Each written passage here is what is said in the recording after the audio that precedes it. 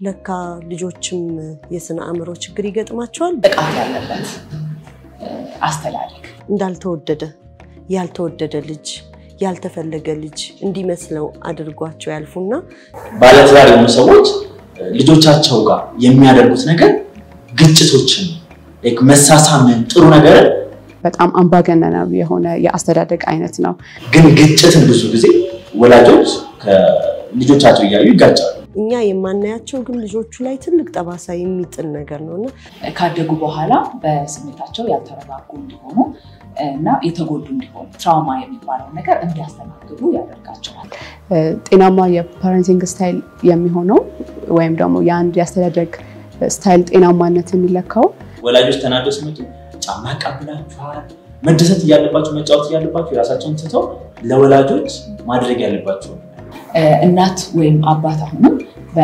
ባልታከመ የአእምሮ ህመም ጋር የሚያድጉ ከሆኑ የመጀመሪያ ልጆች ላይ የምናደርስባቸውን ጫና እናቁም እላለሁ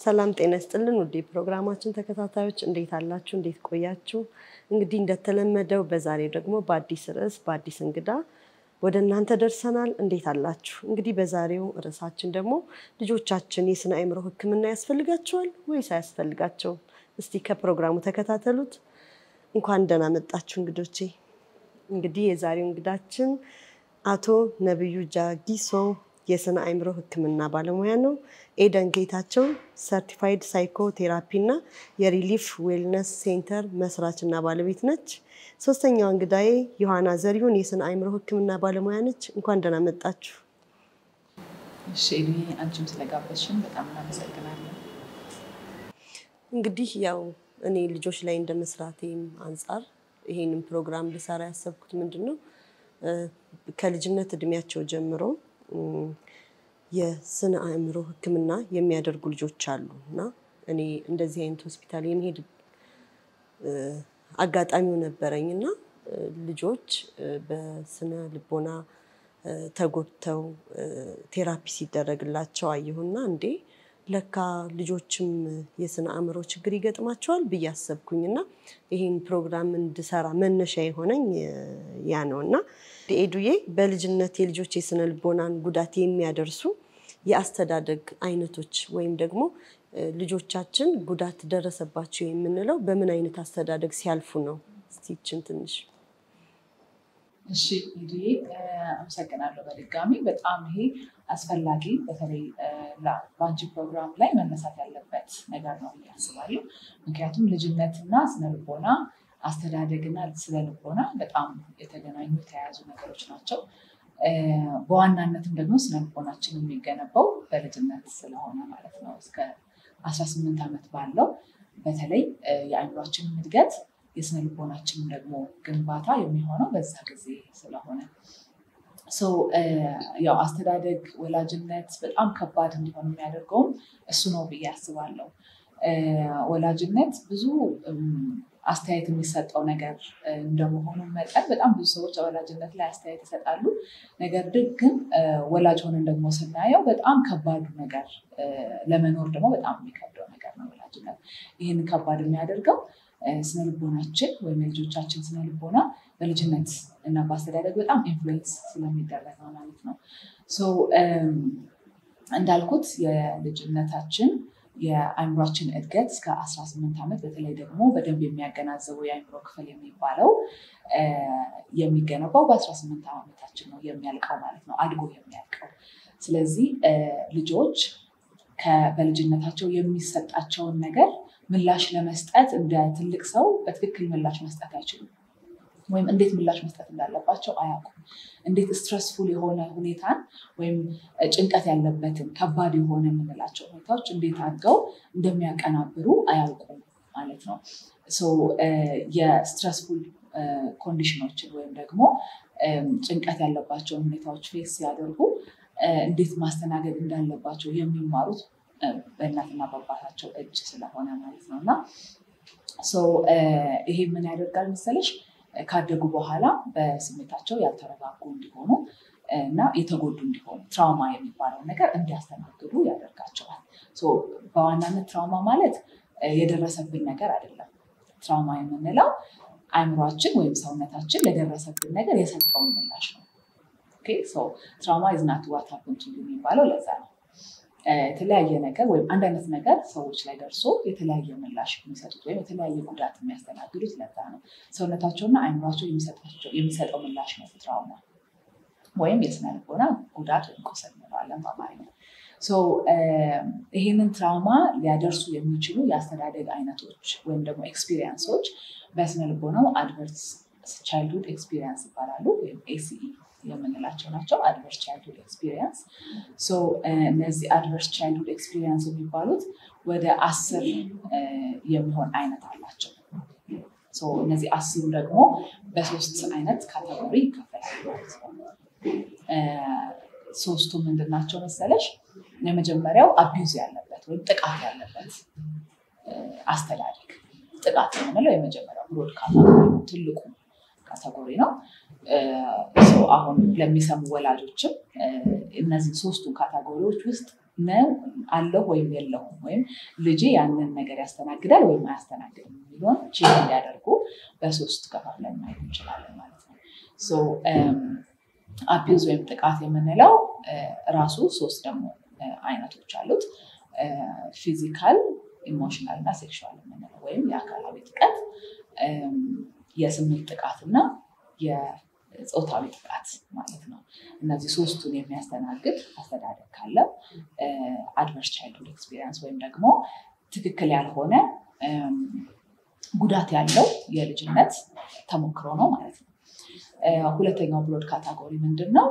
ኔግሌክት ወይም አባንዶመንት የምንለው ነው። መተው ወይም መገለል ማለት ነው።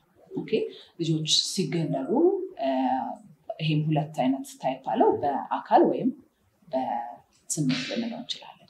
ስለዚህ ከኬር ጊቨራቸው ከእናትና ከአባት በተለያየ መንገድ እንግዲህ በህይወት በማለፍ ሊሆን ይችላል፣ በፍቺ ምክንያት ሊሆን ይችላል፣ ወይም በስራ ምክንያት ሊሆን ይችላል። በተለያየ ምክንያት የተገለሉ ወይም የተነጠሉ ከሆኑ በአካል የሌለ ከሆነ ወይም ደግሞ በስሜት በአካል ቤት ውስጥ ሆነው ነገር ግን በስሜት ያገለሏቸው ልጆች ከሆኑ ይሄኛው ሁለተኛው በጣም ትልቅ ትራውማ ሊያደርስ የሚችል አድቨርስ ቻይልድሁድ ኤክስፒሪየንስ ነው ማለት ነው። ወይም ጥቃት የሚያደርስ ጥፋት ያለበት የልጅነት ተሞክሮ። ሶስተኛው ብሮድ ካቴጎሪ ወይም ትልቁ ሶስተኛው ክፍል ደግሞ ምን የሚለው ነው? የታመመ ቤት ወይም ጤናማ ያልሆነ ቤት የምንለው ነው። ይሄ የታመመ ቤት የምንለው ደግሞ 5 አይነት የራሱ የሆኑ አይነቶች አሉት ማለት ነው። የመጀመሪያው ዶሜስቲክ ቫዮለንስ የምንለው አለ። እናት ወይም አባት የሚጠቁበት ወይም ጥቃት የሚደርስባቸው ቤት ውስጥ ያደገ ልጅ የምንለው አለ። ሁለተኛው ደግሞ የትኛውም አይነት ሰብስታንስ አቢዩዝ ወይም ደግሞ ሱስ ያለባቸው እናት ወይም አባት ጋር የሚያድግ ልጅ ከሆነ ማለት ነው። ሶስተኛው ደግሞ እናት ወይም አባት አሁንም ባልታከመ የአእምሮ ህመም ጋር የሚያድጉ ከሆኑ ይሄኛው ምክንያዛው የታመመ ቤት ውስጥ የሚያድጉ ናቸው ልንል እንችላለን። አራተኛው በዲቮርስ ውስጥ ወይም ደግሞ በፍቺ ውስጥ የሚያድግ ልጅ ሲሆን ነው። አምስተኛው ደግሞ ከእናትና ከአባት ወይም ከኬር ጊቨር ውስጥ በፕሪዝን ወይም ደግሞ በእስራት ውስጥ ያለ ሲሆን ነው ማለት ነው። እነዚህ 10 ሆነው በዋናነት ለልጆች ከባድ የሚባል ቻይልድሁድ ኤክስፒሪየንስ የልጅነት ተሞክሮ ይሰጣሉ የሚባሉ ናቸው።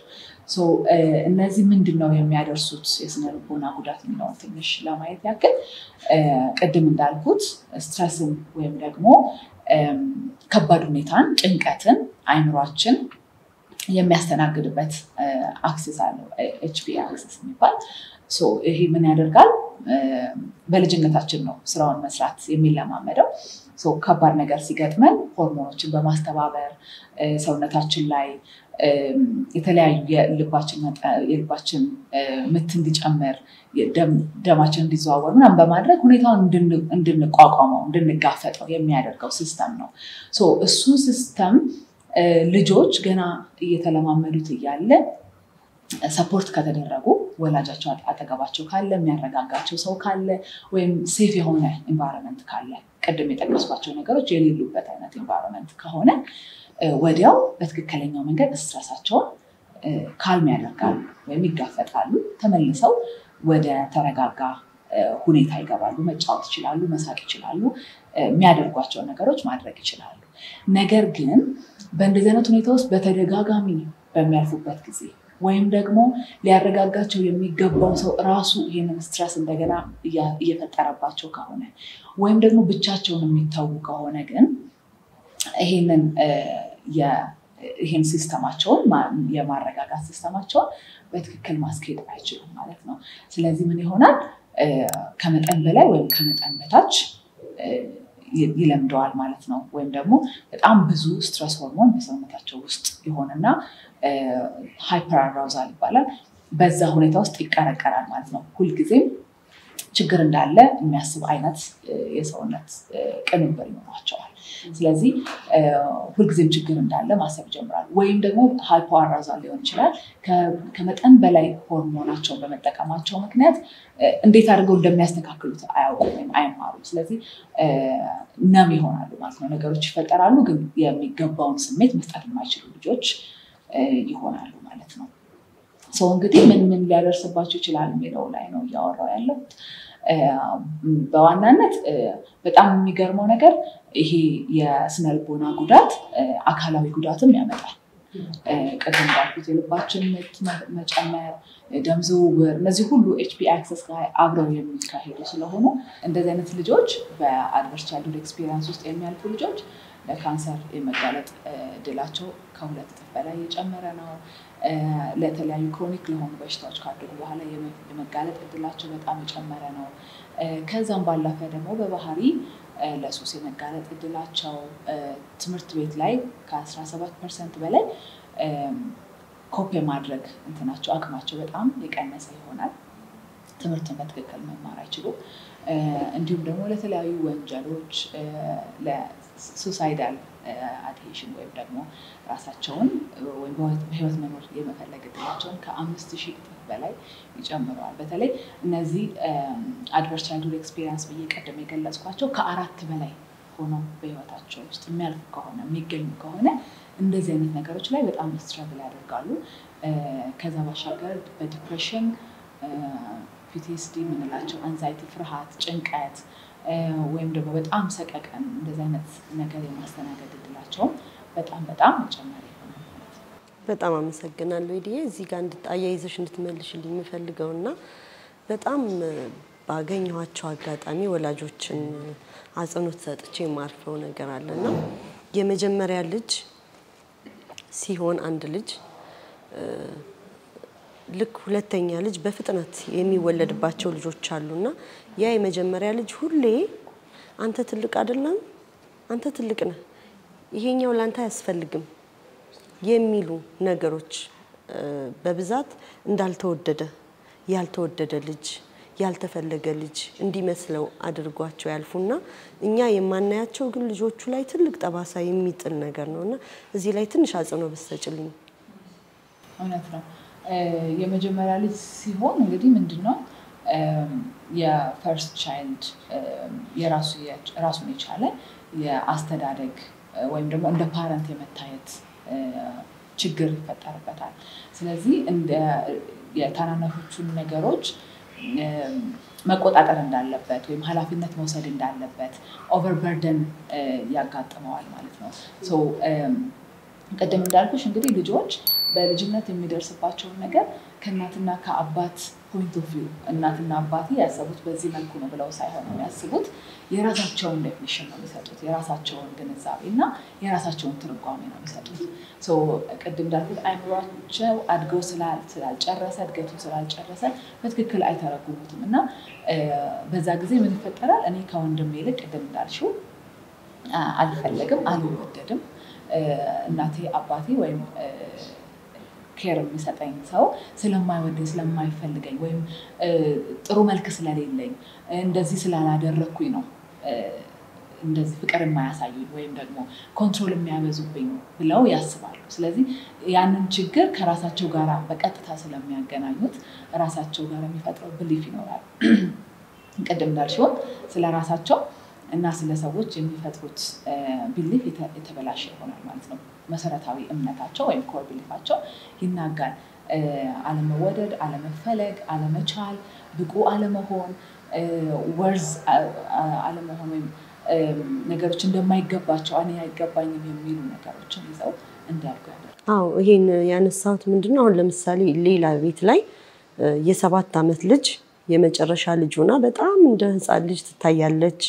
ጥፋቷን ስታጠፋ ልጅ ስለሆነች ነው እያለን የምናልፋቸው ልጆች፣ ሌላ ቤት ደግሞ የ7 ወይ የ5 ዓመት ልጅ የመጀመሪያ ልጅ ከሆነ ከሱ በታች ሌላ ልጅ ከተወለደበት ሁሌ እንዳዋቂ እሱ ሌላ ነገር እንደማያስፈልገው ሲሳሳት አውቆ እንደተሳሳተ አይነት ነገሮች አሉና እኔ ለወላጆች በዚህ አጋጣሚ ማስተላለፍ እንፈልገው የመጀመሪያ ልጆች ላይ የምናደርስባቸውን ጫና እናቁም እላለሁ። በእውነት በጣም እኔ አዝናለሁ። ምክንያቱም እነዛ ልጆች በቃ ልጆች ናቸው ግን እንደሚያውቁ እና ብዙ ጊዜ የመጀመሪያ ልጆች አይታችሁ ከሆነ ጭምት ናቸው። ብዙ ቅልብልብ አይሉ። ምክንያቱም ሁሉም ነገር ተው ልክ አይደለም ይበቃል እየተባለ ያደገ ልጅ ነውና ይሄን ብናስተካክል እላለሁኝ። እንግዲህ ተመልካቾቻችን ዛሬ የምንገኘው በኦሜድላ ሆቴል ነው። ስፖንሰራችን ኦሜድላ ሆቴል ነው። ደረጃውን የጠበቀ ዘመናዊ ባለ 4 ኮከብ ሆቴል ነው። ሆቴሉም ደረጃውን የጠበቀ አልጋና የምግብ አገልግሎት ከተሟላ ስቲምና ሳውና የስፖርት ስፍራም እንዲሁም ደግሞ የተለያዩ ፕሮግራሞችን የሚሆን አዳራሽ አለው። ሆቴሉን መታችሁ ጎብኙ እንላለን። አድራሻቸው ቦሌ ደንበል ጌቱ ኮመርሻል አጠገብ ኦሜዳድ ህንፃ ላይ ይገኛሉ። ጎብኛቸው። እሺ እንግዲህ ወደ ሁለተኛው ጥያቄ አልፋለሁ። ዮሐናዬ ያስተዳደግ አይነቶች የምንላቸው ጤናማ ያስተዳደግ አይነቶች ምን ምን ናቸው? በተለያየ ምክንያት ሁላችንም በምንወልዳቸው ልጆች ላይ የምናሳየው ያስተዳደግ አይነት ሊለያይ ይችላል። ከማህበረሰብ እሴቶች ጀምሮ እኛ ያደግንበት መንገድ ልጆች ማድረግ አለባቸው ብለን የምናስብበት መንገድ በተለያየ ምክንያት ይሄ የፓረንቲንግ ስታይላችን ወይም ደግሞ ልጆችን የምናሳድግበት መንገድ ሊለያይ ይችላል። ጤናማ የፓረንቲንግ ስታይል የሚሆነው ወይም ደግሞ የአንድ ያስተዳደግ ስታይል ጤናማነት የሚለካው አንደኛ የምናሳድጋቸው ልጆች ሜንታሊ በአእምሯቸው፣ በስሜታቸው፣ በስነ ልቦናቸው ጤናማ መሆናቸውን እርግጠኛ ስንሆንና ወላጆች ደግሞ ባደጉበት የአስተዳደግ ሁኔታ ውስጥ የተጎዱትን ነገር ያለፉበትን ነገር ልጆቻቸው ላይ ማስቆም ሲችሉ ነው። በአብዛኛው ወደ 4 አይነት ያስተዳደግ አይነቶች ይነሳሉ። የመጀመሪያው ዲሞክራቲክ የሚባለው የፓረንቲንግ ስታይል ነው። በዚህ የፓረንቲንግ ስታይል ወይም ደግሞ ያስተዳደግ አይነት ላይ ወላጆች ከልጆቻቸው ጋር ግልጽ የሚሆኑበት፣ ኦፕን የሚሆኑበት፣ ትዕዛዝን ሲያዙ አንድ ነገር እንዲያደርጉ ለልጆቻቸው ኃላፊነትን ሲሰጡ ልጆቹ ከፍርሃት ተነስተው ሳይሆን ከመረዳት ተነስተው እንዲያደርጉ የሚያደርጉበት ነው። ይህን ደግሞ በመነጋገር ልጆቹ ሀሳባቸውን እንዲገልጹ በማድረግ የልጆቹን ሀሳብ በመስማት አንዳንድ ባውንደሪዎችን ወላጆች ሲያስቀምጡ ልጆቹ ተረድተውትና ገብቷቸው እንዲሆን የሚያደርጉበት የፓረንቲንግ ስታይል ነው። በዚህ ፓረንቲንግ ስታይል ውስጥ የሚያድጉ ልጆች ብዙ ጊዜ ከሰው ጋር ካደጉ በኋላ ተግባቡት ያላቸው፣ ኮሚኒኬት ማድረግ የሚችሉ፣ በራሳቸው የሚታመኑ፣ ሀሳባቸውን መግለጽ የሚችሉ እየሆኑ ያድጋሉ። ምክንያቱም ሁላችንም ያስተዳደጋችን ውጤቶች ስለሆንን ካደጉ በኋላ ያደጉበትን አይነት ጤናማ የሆነ ግንኙነት ከሰዎች ጋር በፍቅር ግንኙነታቸው ላይ፣ በጓደኝነት ህይወታቸው ላይ ያሳያሉ ማለት ነው። ሁለተኛው ደግሞ አውቶሪቴሪያን የምንለው ነው። በጣም አምባገነናዊ የሆነ የአስተዳደግ አይነት ነው። በዚህ የአስተዳደግ ሂደት ውስጥ ለልጁ የትኛውም ውሳኔ ኢቭን የግል ውሳኔ ሳይቀር ቤተሰብ የሚወስንበት፣ ቤተሰብ አምባገነናዊ የሆኑ ውሳኔዎችን የሚሰጥበት፣ ልጆች ውሳኔ መስጠትን በጣም እንዲፈሩ ተደርገው ቢኖራቸውን እንኳን ሰፕረስ ተደርጎ ስሜታቸው ዝቅ ተደርጎ ፍላጎታቸው ዝቅ ተደርጎ በወላጅ አምባገነንነት ተሸፍኖ የሚሰጥ ወይም የሚደረግ የፓረንቲንግ ስታይል ነው። ይሄ በሚሆንበት ጊዜ ልጆች በጣም ድንጉጥ ይሆናሉ፣ ፈሪ ይሆናሉ፣ በራሳቸው ውሳኔዎችን ለመወሰን በጣም የሚቸገሩ ይሆናሉ። ከዛም ደግሞ በተጨማሪ የአእምሯችን ያሰራር ሁኔታዎች አሉ ወይም ደግሞ የብሬናችን ፓርቶች አሉ። ከዚህ ውስጥ አሚግዳላ የሚባለው ወይም ደግሞ ስሜታዊ የሆነ የአእምሮ ክፍላቸው በጣም አክቲቭ ይሆናል። ያ ማለት ምንድነው? ሁኔታዎች ወደ ህይወታቸው ሲመጡ ወይም ደግሞ አንድ ነገር ሲያጋጥማቸው በመረጋጋት በአመክንዮና በምክንያት ውሳኔ ከመወሰን ይልቅ ሪያክት ማድረግ፣ በጣም ድንጉጥ መሆን፣ ኃላፊነቶችን መሸሽ፣ በራሳቸው መተማመን አለመቻል። አንዳንድ ጊዜ ደግሞ ትምህርት ቤት ላይ ያሉ እድሜ ላይ ያሉ ልጆች ላይ ደግሞ እንደምናስተውለው አንዳንዴ አመጽም የሚመጣው ለዛ ነው። ምክንያቱም በቤት ውስጥ ፍላጎታቸው የሚሰማ ልጆች አይደሉም። ስለዚህ የአመጽ ስሜታቸውን ሀሳባቸውን የሚያወጡበትን መንገድ የሚፈልጉ ልጆች አሉ። ስለዚህ ሁለተኛው መንገድ አምባገነናዊ የሆነ የአስተዳደግ አይነት ያለበት ነው ማለት ነው። ሶስተኛው ደግሞ ፐርሚሲቭ የምንለው የአስተዳደግ አይነት ነው። ይሄ ደግሞ ልጆችን ልቅ ማድረግ መልቀቅ ማለት ነው። ልጆች ያሉት ነገር ሁሉ የሚደረግበት፣ ወላጆች ብዙም ኢንቮልቭ የማያደርጉበት፣ የልጆችን ውሳኔ ሙሉ በሙሉ የሚከበርበት ነው የሚሆነው። ይህም በራሱ የራሱ የሆኑ ጉዳቶች ይኖሩታል። ምክንያቱም ልጆች የእድሜያቸው መጠን ወይም ደግሞ እያደጉ ሲመጡ አብሮ የሚጨምር ማቹሪቲ አለ። ስለዚህ ወላጆች ጋይድ ማድረግ አለባቸው ልጆችን። ስለዚህ ይሄ በማይኖርበት ጊዜ ልጆች ባውንደሪ የሌላቸው ይሆናሉ፣ ቀይ መስመር የሌላቸው። ባደጉበት የህይወት ስራ ደግሞ ሁሉም ነገር ሲፈቀድላቸው ሲደረግላቸው ስለመጡ ህይወት ላይ ደግሞ ካደጉ በኋላ ያ ስለማይሰራ ነገሮች ሲከለከሉ ፌል ሲያደርግባቸው መታው ወይም ሪጀክት መደረግ ሲመጣ ያንን መቋቋም የማይችሉ ይሆናሉ። ምክንያቱም ሁሉም ነገር በማግኘት ውስጥ ስለሚመጡ ማለት ነው። አራተኛውን የመጨረሻው ደግሞ ኔግሌክት ነው ወይም ደግሞ መተው ደግሞ የምንለው አንዳንድ ጊዜ በአካልም ቤተሰብ በልጆች ህይወት ውስጥ ላይኖር ይችላል። በፍቺ በሞት በተለያዩ በስራ አጋጣሚዎች አንዳንድ ጊዜ ደግሞ በአካል ኖሮ በስሜት ግን የተነጠለ ቤተሰብ ሊሆን ይችላል። ስለዚህ በስሜት በሚነጠሉበት ጊዜ ልጆች አይታዩም፣ አይሰሙም፣ ለብቻቸው ናቸው፣ የተተዉ ናቸው። ስለዚህ ውስጣቸው የመተው ፍርሃትን እያሳደጉ ይመጣሉ። ትኩረት የሚሰጣቸው ፍቅር የሚሰጣቸው ደግሞ ሰው ሲያገኙ ጤነኛም ይሁን አይሁንም ከዛ ሰው ጋር ጥብቅ ማለት ባህሪ ሊያመጡ ይችላሉ። ካልሆነም ደግሞ ከስሜት ጋር የተነካካ ነገርን በጣም የሚሸሹ ግንኙነት የሚባል ነገርን የሚሸሹ ደግሞ ሆነው በአስተዳደጋቸው ላይ ሊገለጥ ይችላል። እዚህ ላይ አያይዘን ማንሳት የምንችለው በተለይ ደግሞ በእኛ ዘመን የዲጂታል ፓረንቲንግ የምንለውም ደግሞ መጥቷል። አብዛኛው ጊዜ ልጆችና ወላጆች አብሮ ተቀምጠው ወላጆችም ስልክ ላይ ናቸው፣ ልጆችም እንደዛው። ስለዚህ በቀን ውስጥ 5-10 ደቂቃ እንኳን በአግባቡ ወላጅ ከልጁ ጋር የማውራት ጊዜውን አይኖረውም። ነገር ግን ስልኩ ላይ ሶሻል ሚዲያ ላይ በጣም እናሳልፋለን፣ በተለይ ደግሞ ልጆቻችን ባሉበት። ስለዚህ ይህም በራሱ የሚያመጣው ተጽዕኖ አለ። ስለዚህ ይህም አንድ አለመፈለግ በተለይ ለረጅም ጊዜ እንደ ፓተርን ሆኖ ሲመጣ ያለመፈለግ ያለመታየት ነገሮችን ይፈጥራል። እነዚህ ነገሮች በአጠቃላይ በልጆች ስነ ልቦና ላይ በአንድም ሆነ በሌላ የራሳቸውን ሚና አላቸው። ከነዚህ ፓረንቲንግ ስታይሎች ደግሞ በተጨማሪ ቅድም እንደተነሳው አንዳንድ ቤተሰቦች ውስጥ በተለይም ደግሞ በወላጅ አባትና በወላጅ እናት ግንኙነት በተለያዩ ምክንያቶች ጤናማ ባለመሆን ምክንያት ብቻ ወደ ልጆች ደግሞ የሚመጡ ነገሮች አሉ። አንዳንድ ጊዜ ልጆች ተፈላጊ የሚሆኑት የሚታዩት የሚሰሙት አፕሪሺየት የሚደረጉት ከሚያመጡት ነገር አንፃር ሊሆን ይችላል። ለምሳሌ ወይ ጥሩ ውጤት የሚያስመዘግቡ ልጆች ከሆኑ ስኬታማ ልጆች የሚሆኑ ከሆኑ ይሆናል። ስለዚህ የራሳቸውን ዋጋ ከምን ጋር እያገናኙት ይመጣሉ? ከሚያገኙት ነገር ጋር። የሆነ ነገርን ሲያሳኩ የሆነ ነገርን ሲሆንላቸው ጥሩ ስሜት አላቸው። ነገር ግን ከስኬት ሲጎድሉ ፌል ያደረጉ ሲመስላቸው ግን ወርዝለስ ናቸው። ይሄንን የምንሰጣቸው ወላጆች ነን። ምክንያቱም ልጆቻችንን የምናበረታታውና የምንወደው ከማንነታቸው ልጅ ስለሆኑ ሳይሆን ከሚያመጡልን ነገር አንፃር ነው። ቅድምም እንዳነሳሽው በልጆች መካከል ራሱ ልዩነት ይፈጠራል። አንድ ልጅ በትምህርቱ ጎበዝ ከሆነ ሌላኛው ልጅ ደከም ያለ ከሆነ የቤቱ የሚመሰገነው አቴንሽን ያለው የቤቱ ተስፋ ተደርጎ የሚታየው ያ ልጅ ነው። እርስ በርስ ማነጻጸሩ ራሱ በተለይም ደግሞ በእኛ ሀገርም እንደምታየው በተለይ በትምህርት የራሱ የሆነ ጉዳት አለው ልጆች ላይ። ስለዚህ ልጆች ያንን በሚያዩ ጊዜ በተለይም ደግሞ በሲብሊንግ መካከል በእህትና በወንድሞች መካከል የሚፈጠር ልዩነት የራሳቸውን ዋጋ እያሳነሱ እንዲያዩ የራሳቸውን ዋጋ ዝቅ እያደረጉ እንዲያዩ ያደርጋል። እነዚህ የአስተዳደግ አይነቶች በአጭርም በረጅምም ጊዜ የተለያዩ አይነት ጉዳቶችን ያመጣሉ።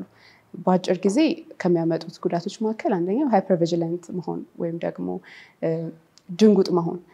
በትራውማ ውስጥ ስናልፍ አንዳንዴ ሀሳባችን ወይም አስተሳሰባችን ወይም ግንዛቤያችን ብቻ አይደለም የሚጎዳው፣ የነርቭ ስርዓታችንን ሙሉ በሙሉ ይጎዳል እና በጣም ድንጉጥ የሚሆኑ በሄዱበት ቦታ ሁሉ አደጋን ስካን የሚያደርጉ ይሆናሉ። ግንኙነት ውስጥ ሲሆኑ የሆነ ነገር ሊፈጠር ይመስላቸዋል። ሁሉም ነገር ሴፍ አይመስላቸውም። ልጆች በእንደዚህ አይነት ያስተዳደግ ሂደቶች ውስጥ ሲያልፉ። ስለዚህ አንዱ ነርቨስ ሲስተማቸው፣ ግንዛቤያቸው፣ ስሜታቸው የሚጎዳበት መንገድ ይፈጠራል።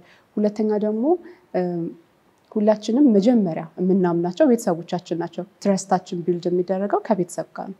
ስለዚህ ያ ትረስት በሚሰበርበት ጊዜ ወይም ቤተሰብ ስሜታችንን ስገልጥ ቫሊድ ያላደረገን ከሆነ፣ ስሜታችን ተቀባይነት እንዳገኘ የማይሰማን ከሆነ ካደግንም በኋላ ከሌሎች ሰዎች ጋር የምንመሰረተው ግንኙነት ሌሎችን ሰዎችን ማመን አንችልም። ምክንያቱም የምናምናቸው ወላጆቻችን ስሜቶቻችንን ኮንፈርስ ማድረግ ስላልቻሉ፣ ማስታመም ስላልቻሉ፣ ስሜታችንን እንድናስተዳደር ስላልፈቀዱልን እኛም በግንኙነት ውስጥ ስንገባ፣ ትዳር ውስጥ ሲገባ፣ ጓደኝነት ውስጥ ሲገባ ያን ማምጣት በጣም ያቅተናል ማለት ነው። አንዳንድ ጊዜ በስነ ልቦና ሕክምና ውስጥ ምን አይነት ሰዎች ይመጣሉ? በጣም ልጆቻቸውን የሚወዱ ወላጆች ይመጣሉ፣ ግን ለምን እንደሆነ አላውቅም ትንሽ ነገር ሲያደርግ በጣም ያበሳጨኛል ይላሉ። ወላጆች የሚያሳዩት ቁጣና ልጁ ያጠፋው ጥፋት ተመጣጣኝ የማይሆንበት ጊዜ አለ። ያ ምንድነው? ወላጆች በራሳቸው ያላከሙት ቁስል ስላለ የተጎዳ ነውና ሌሎችን የሚጎዳው ጉዳት ወላጆች ውስጥ ስላለ ያንን ደግሞ ወደ ልጆቻቸው የሚያስተላልፉበት ከቤተሰብ ወደ ቤተሰብ የሚተላለፍ በኋላ ላይ በደንብ እናነሳዋለን። ከጄኔሬሽን ወደ ጄኔሬሽን የሚተላለፍ ትራውማንም በዚሁ አማካኝነት እየተላለፈ ይመጣል ማለት ነው። አመሰግናለሁ። ጥሩ አድርገሽ ነው የገለጽሽው። ምክንያቱም እኛም ማናያቸውን ነገሮች እናንተ ደግሞ አሁን ስራው ላይ ስላላችሁ ትውልድ እየታደጋችሁ ነው ያላችሁትና በደንብ አብራርተሽ ነው የነገርሽኝ። በጣም ነው የማመሰግነው። እሺ እንግዲህ ወደ ሶስተኛው ጥያቄ ያርፋለሁ። ነባዬ ልጆችና ወላጆች ያላቸው ቁርኝት በልጆች የስነ ልቦና ላይ ምን ይፈጥራል ብለህ ታስባለህ? እሺ በጣም ጥያቄ ነው። መጀመሪያ እኛን ስለጋበዝሽን እጅግ በጣም እናመሰግናለን። እንግዲህ ስለ ቁርኝነት ሲነሳ መቼም የማይረሳ አንድ ሰው አለ። ስለ አታችመንት ቁርኝነትን ለእኛ እያበረከተልን ጆን ባሩት ይባላል። እሱ በ1950 ላይ ይሄንን ቲዮሪ ለእኛ ያበረከተልን የብሪታንያ ሳይካትሪስት እንዲሁም ሳይኮአናሊስት ነው። ምንድነው የሰጠን? ልጆች በሚያድጉበት ጊዜ የመጀመሪያ 1000 ቀናት ወይም የመጀመሪያ 3 ዓመታት ላይ የሚፈጠሩ የወላጅና የልጅ ወይም የአሳዳጊ ኬርጊቨር የምንላቸው ማለት ነው። የእነሱን የሁለቱም ቁርኝነትን በደንብ የዳሰሰ ነው ማለት ነው። እና በዚህም ጊዜ ስፔሻሊ የመጀመሪያ ከ6 ወር አንስቶ 3 ዓመት እስከሚደርሰው አንድ ልጅ በዚህ ሁኔታ ውስጥ ያልፋል። በዛን ጊዜ የሚገነባው በዛን ጊዜ ያለን ቁርኝነት አታችመንት ቲዮሪ ብሎ ወደኛ አመጣለን ማለት ነው። እሱን ስናስብ ምንድነው የስሜታዊ ፍላጎት ሰዎች በተፈጥሮ ምን ይፈልጋሉ? ቤዚክ ኒድ የሚባለው አለ። ምግብ፣ ቤት፣ ልብስ እና ውሃ የምንላቸው ነገሮች ቤዚክ ኒድ ለሰውነታችን ሰው ስለሆነ የሚያስፈልጋል ማለት ነው። ነገር ግን ወደ ስሜት ስንመጣ ኢሞሽናል ኒድ የምንላቸው ለምሳሌ መታቀፍ፣ መሰማት፣ መደመጥ የተለያዩ ነገሮች እኛ ስሜታችን የሚፈልጋቸው ስሜታዊ ቋንቋችን ማለት ነው እና እነዛን ከኛ ከኬርጊቨሮቻችን ጋር ያለንን ቁርኝነትን ለእኛ ያመጣልን ነው ማለት ነው። እሱ ከመጣ በኋላ ግን 1950 ላይ ከ10 ዓመት በኋላ ማሪ አነስወርዝ የምትባል ሳይኮሎጂስት በጣም የሚገርም ሀሳብ መጣች። ይሄኛውን ተነተነችልን ወይም ሴኪውርድ እና ኢንሴኪውርድ ወደሚባለው ከፋፈለችልን ማለት ነው። እንዴት ነው ያደረገችው? ስትሬንጅ ሴዱሽን የሚባል አንድ ኤክስፐሪመንት ሰራች። አንድ ልጅና አዲስ ሰው እንዲሁም ደግሞ ልጅን ኬር የሚያደርግለት ሰው በማምጣት ሴኪውርድ ዊዝ ወይ በጣም ጤናማ የሆነ ፍቅር ያለበት ቦታ ያለበት ያደገበት ህፃን እና ኢንሴኪውርድ የሆነ ሁሌም ቢሆን በፍርሃት ውስጥ የሚያድግ ህፃን የሚሰማውን ስሜት ብላ ከፋፈለች። ሴኪውርድ ስንል ምንድነው? አንድ ልጅ በጣም መወደድ አግኝቶ በቤተሰብ መሰማት አግኝቶ እንዲሁም ቤተሰብ ውስጥ ያለው ሁሉንም በቃ ኢሞሽናሊ የሚፈልገው ነገር መታቀፍ ሲፈልግ መታቀፍ፣ ሲያለቅስ አይዞ እየተባለ የሚያድግ ማለት ነው እና በዛን ጊዜ ያ ልጅ ምንድነው የሚፈጠረው? እያደገ በሄደ ቁጥር የራሱ ኮንፊደንስ በጣም ከፍተኛ ይሆናል። ማንንም የሆነ ነገር ቢለው ልክ ያልሆነ ስም ቢሰጠው የመሸማቀቅ ነገር ሳይሆን ራሱ አጎልብቶ የሚሄድ ቻንሱ ሰፊ ነው። ምክንያቱም ሴኩር ቤዝ የሆነ ቤተሰብ ውስጥ ስላደገ ማለት ነው። ስለዚህ ያንን ያመጣችን እንግዲህ ማሪያ አይንስወርዝ ትባላለች ማለት ነው። ይሄኛውን በዚህ ከፍላ ኢንሴኪዩር ወይም በጣም ሁሌ ስጋት ውስጥ ያለ ፓረንት ሁሌ ስጋት ውስጥ እንድንሆን የሚያደርግ የቁርኝነት ዘዴ ያላቸው ፓረንቶች 3 ከፍላ አሳየችን።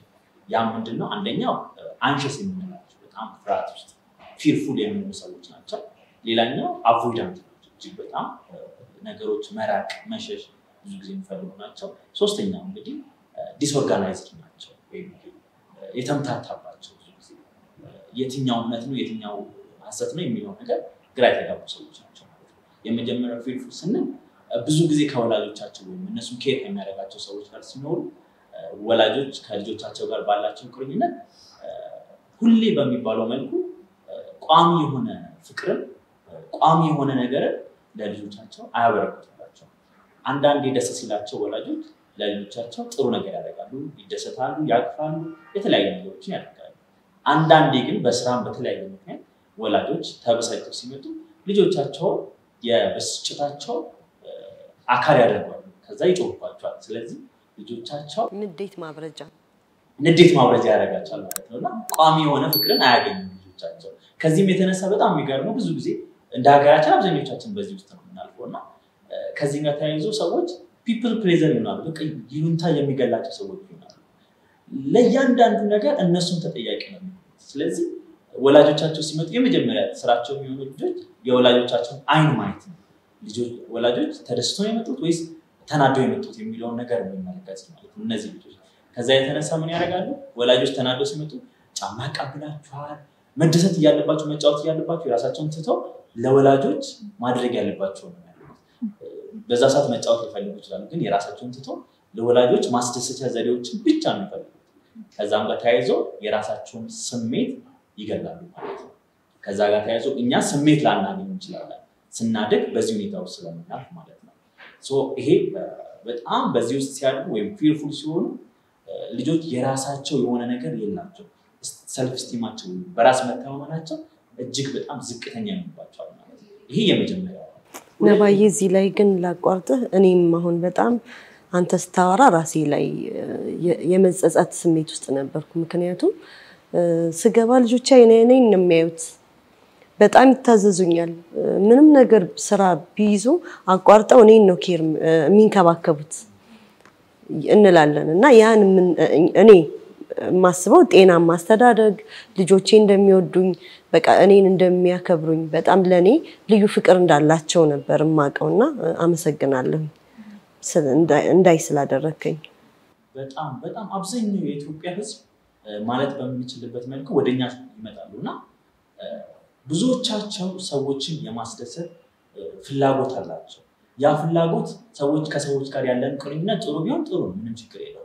ነገር ግን የሚያደርጉበት ወይ ሲያደርጉ ማታ ወይ በራሳቸው ሰዓት ያላቸው ስሜት እጅግ በጣም ይወረዳል። ይበሳጫሉ፣ ይናደዳሉ፣ ወይም ስሜታቸውን ገለው ነው ወደኛ የሚመጡት።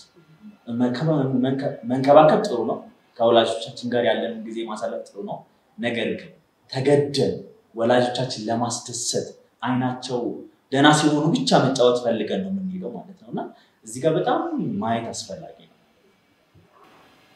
በጣም አመሰግናለሁ በእውነት ወላጆች ይሄንን እንግዲህ በደንብ ብናዳምጥ ተጠቃሚ እንሆናለን። ምክንያቱም እኛ የምናይበት መንገድና እናንተ ደግሞ የስነ አእምሮ ባለሙያዎች የምታዩበት መንገድ በጣም የተለያየ ነውና ለዛም ነው አንድ በትንሹ እንኳን እናስጨብጥ ብዬ እናንተን እንግዲህ ያደረኩት። ቀጥል ነባዬ።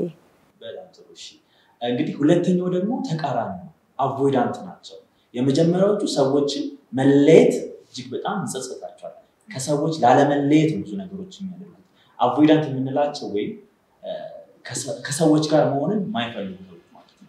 እነዚህ የሚፈጠሩ በምን ምክንያት ነው? ብዙ ጊዜ ልጅ እያሉ የተባለ ወይም እስከ 1000 ቀናት ወይም እስከ 3 ወር ባለ ጊዜ እስከ 3 ዓመት ባለ ጊዜ ላይ ወላጆች ወይም ኬር ጊቨሮቻቸው ከልጆቻቸው ጋር ያለ ግንኙነታቸው ስሜታቸውን ሲነግሯቸው እንደዚህ ያስፈልገኛል ሲሏቸው በዛ ሰዓት የመደመጥ ቻንስ የማያገኙ ስፔሻሊ እንዲህ እየደበረኝ ነው ሲሏቸው አረብና አንተ ልጅ አይደል እንዴ ስንባል ካደግን የኛ ስሜት ሁሌ በመዳፍን ውስጥ ካደግን የኛ የምንፈልገው ፍላጎታችን ሁሌ በሚባለው መልኩ የሚሰማናተን ካደግን ለከመናገር ትክክል አይደለም ብለን እናርጋለን ከሰዎች ጋር መሆን ተገቢ አይደለም ብለን እናርጋለን ከዛ በኋላ ካደግን በኋላ ምን ይሰማናል ከሰዎች ጋር ስንሆን የመደገፍ ስሜት ነው የሚሰማን ወይም ለምሳሌ ትዳር ውስጥ ቢገቡ አቮይዳንቶች የትዳር አጋራቸው ከነሱ ጋር ቅርኝነት ሳይሆን ያላቸው ብሎ የሚያስቡት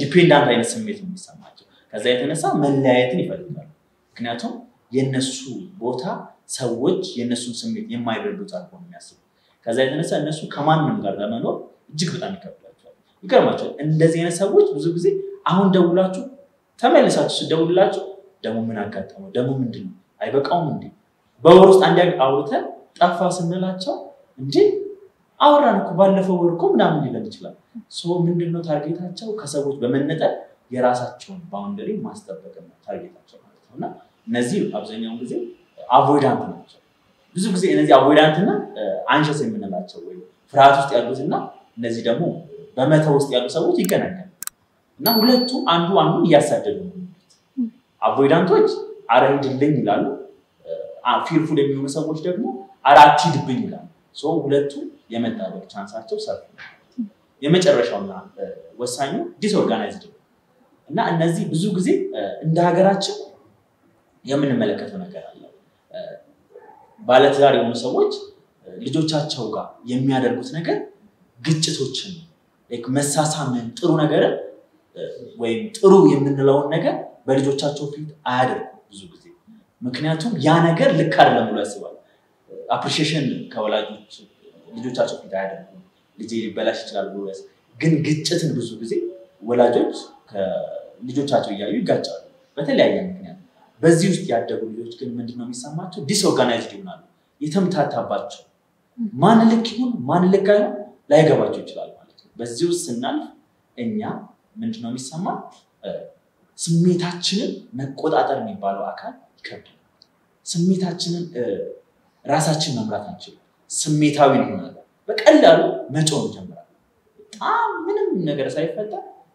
ስሜታችንን ስለማንቆጣጠረው ብቻ ስሜታችንን በጣም ብላውት ማድረግ ይችላል ማለት ነው እና በዚህ ውስጥ ስናል ሰዎችንም ቢሆን ራሳችንንም ቢሆን የመጉዳት ቴንዳንሲያችን ሰፊ ነው ራሳቸውን ብዙ ጊዜ ሊያጠፉ የሚችሉ ሰዎች በዚህ ውስጥ ሲያልፉ ምክንያቱም ስሜታቸውን ስለማይቆጣጠሩ ኢምፓልሲቭነስ ወይ ስሜት ሳይሆን ሐሳብ ሳይሆን የሚቀድማቸው ተግባር ነው የሚቀድማቸው ራሳቸውን ከገደሉ ራሳቸውን ከጎዱ በኋላ ነገሮችን ወደ ራሳቸው የሚመለሱት ከጎዱ በኋላ ወይም ራሳቸውን ካጠፉ በኋላ ልናቃቸው የምንችለውና እጅግ በጣም ከባድ ነገር ነው ይሄን እንግዲህ ያበረከተልን ጆን ባቢ በጣም ምንወደው ሳይካትሪስታችን ነው እንግዲህ ተመልካቾቻችን ዛሬ የምንገኘው በኦሜድላ ሆቴል ነው ስፖንሰራችን ኦሜድላ ሆቴል ነው ደረጃውን የጠበቀ ዘመናዊ ባለ 4 ኮከብ ሆቴል ነው ሆቴሉም ደረጃውን የጠበቀ አልጋና የምግብ አገልግሎት ከተሟላ ስቲምና ሳውና የስፖርት ስፍራም እንዲሁም ደግሞ የተለያዩ ፕሮግራሞችን የሚሆን አዳራሽ አለው ሆቴሉን መታችሁ ጎብኙ እንላለን አድራሻቸው ቦሌ ደንበል ጌቱ ኮመርሻል አጠገብ ኦሜዳድ ህንጻ ላይ ይገኛሉ ጎብኛቸው እሺ እንግዲህ ውድ ተመልካቾቻችን ዛሬ ውይይታችን ሰፋ ስላለ እና ብዙ እና ሰፊ ርዕስ ስለሆነ የክፍል 1 ፕሮግራማችንን በዚህ ቋጭተናል መልካም ሳምንት